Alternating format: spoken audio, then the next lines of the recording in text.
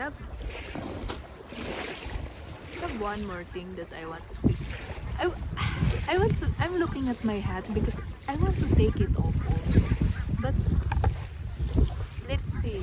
You know, I tried to take it off earlier, but I kind of look like a lizard. I kind of look like a lizard.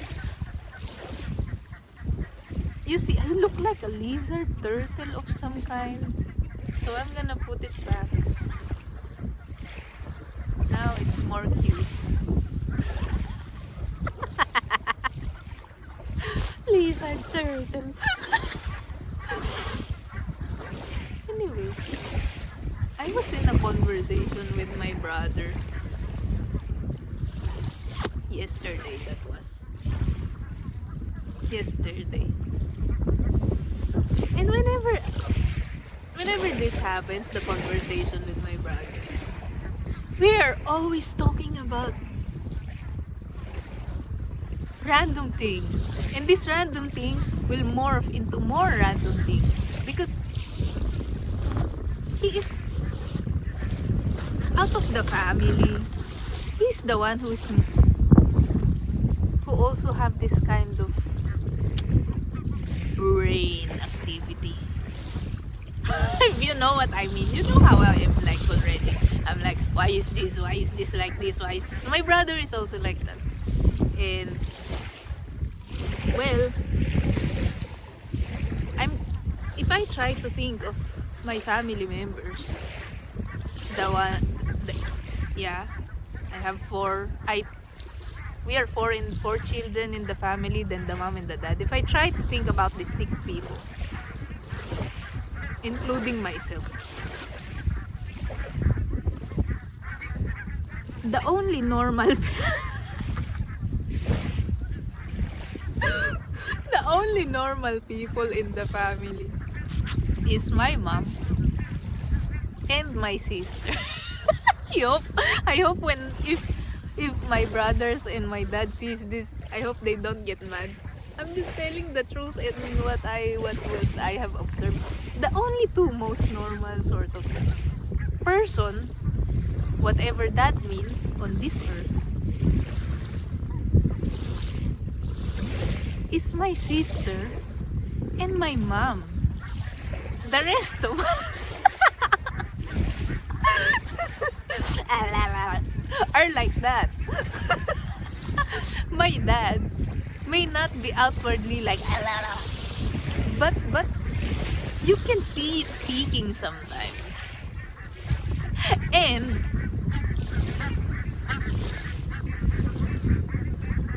also just I didn't notice this when I was younger.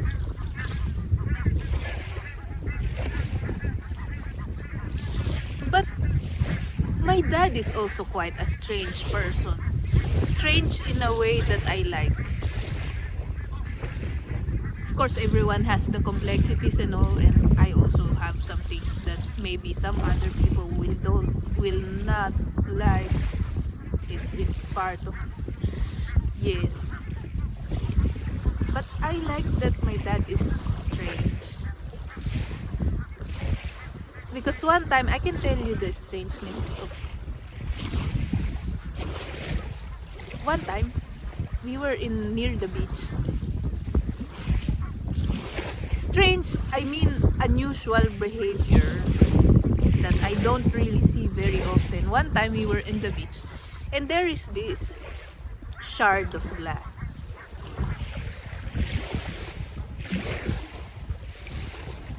And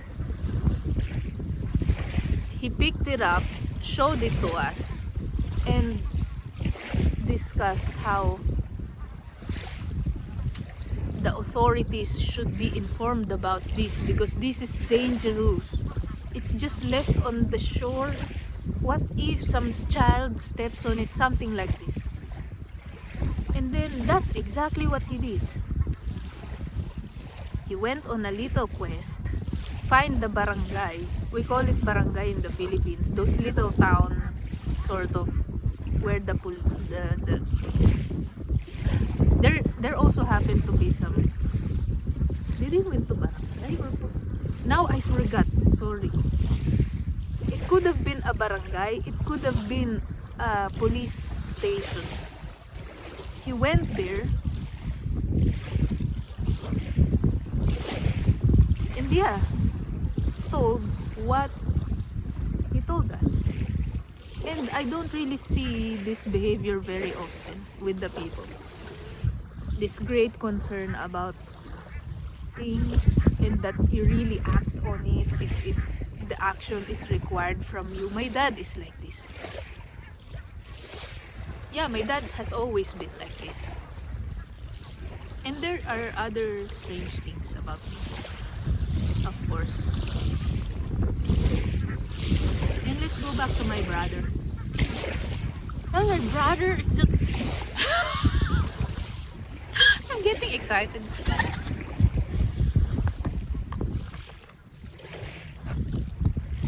My brother, ever since he was a child, he's already like this. That's why I have this memory of us, because I left the Philippines when he was, I think, 12. Something like that. Or, yeah, something like that. And he will always question things. And I also happen to be like this. I like questioning things, and I like discussing questions. Like, why is it like this? And then he would ask. And then I would like, yeah, that's true. Why is it like this? Maybe this is the reason. Maybe that. And then we will just throw theories at one another. And we will have this sort of philosophical discussion. Yeah, imagine at that age and then my age, we are just having this colorful discussions. And then even now, for example, yesterday,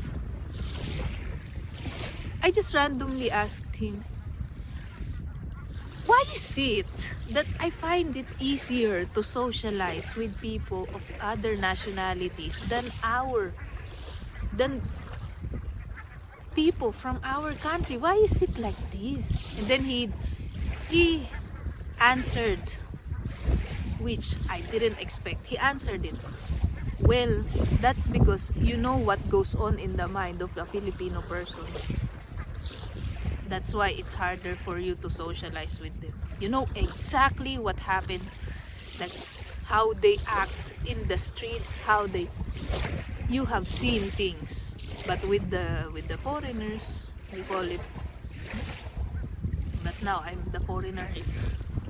With the other people who are from the other nationalities, you don't have this. You don't know this kind of background, sort of. And then yeah, that could be a reason. That could be a reason.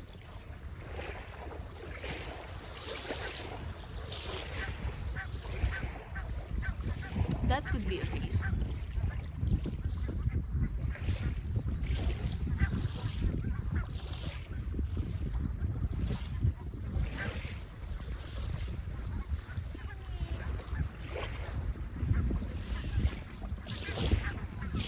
Then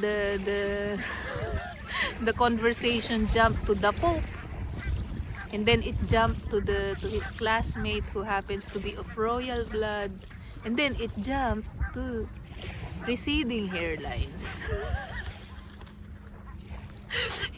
he had another he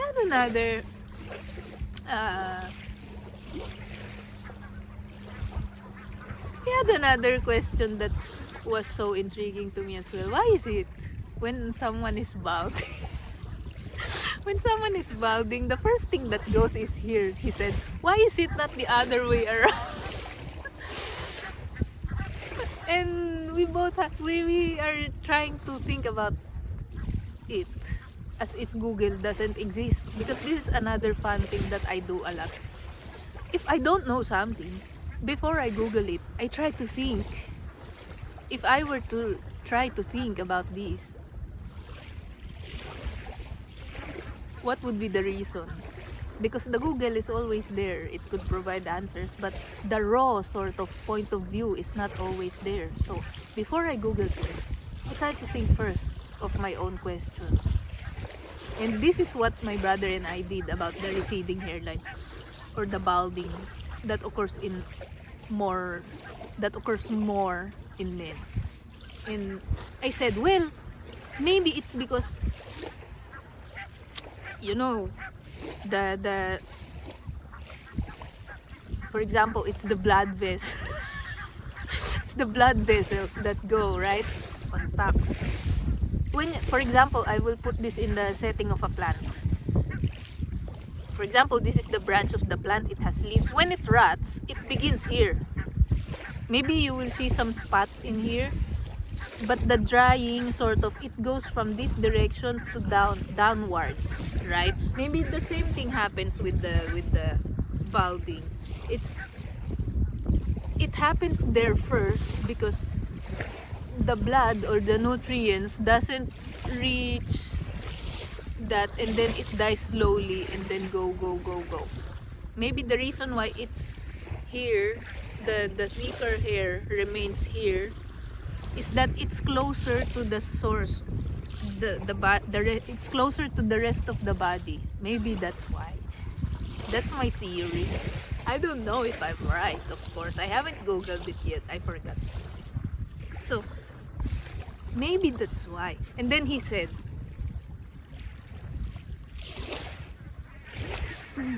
but there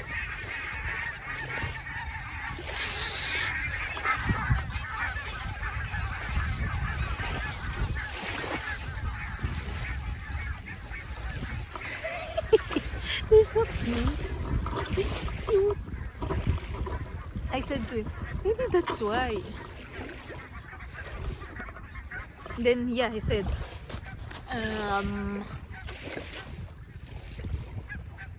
but still, he said, there is a chance, because there's always this little of a chance, 0.0000 something, he said, of a chance that something will go the other way around, for example. Yeah, and then I got what he said. I sort of understood what he's trying to say. It's something along the lines of, we have 5 fingers, right? That's the normal amount. 5 fingers in one hand. That's the normal amount for a normal human being-ish. There's 5, but sometimes there are something percent that maybe it's only just 4 in one hand, or maybe it's 6. We have seen this. That's what he meant about there's always that anomaly.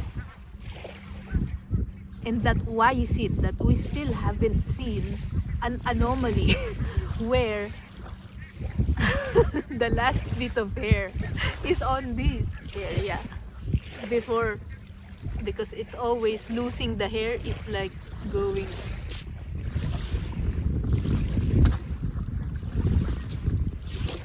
Yeah, why is it? I don't know. I haven't seen.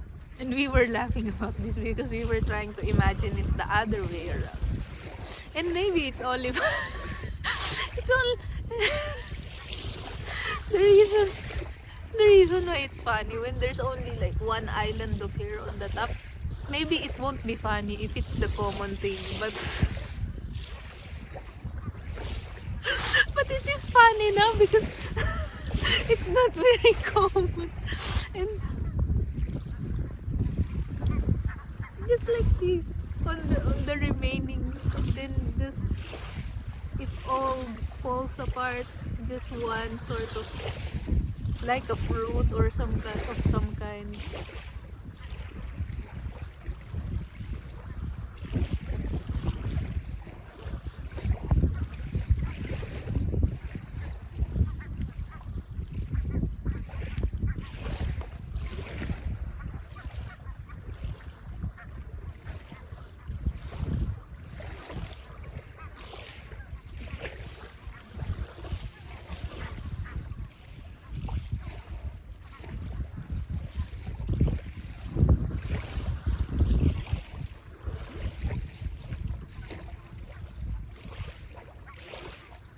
I have so many questions.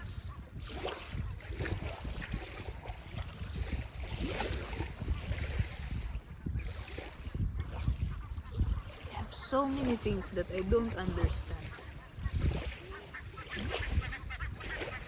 so many things that I probably won't have any answer to.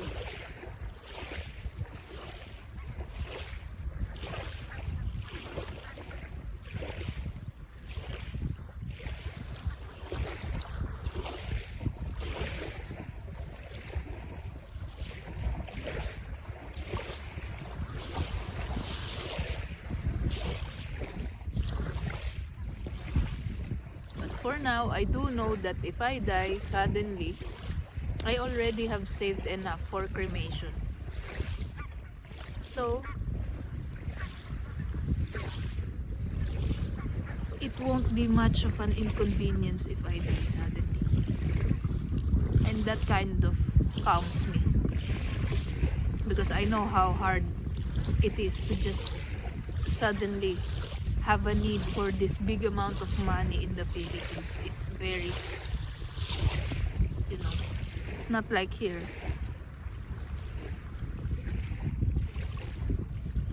At least I won't cause some kind of monetary stress to my parents if I do.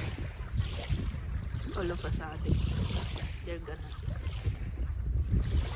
they don't have to worry about where to get the money to take care of my remains.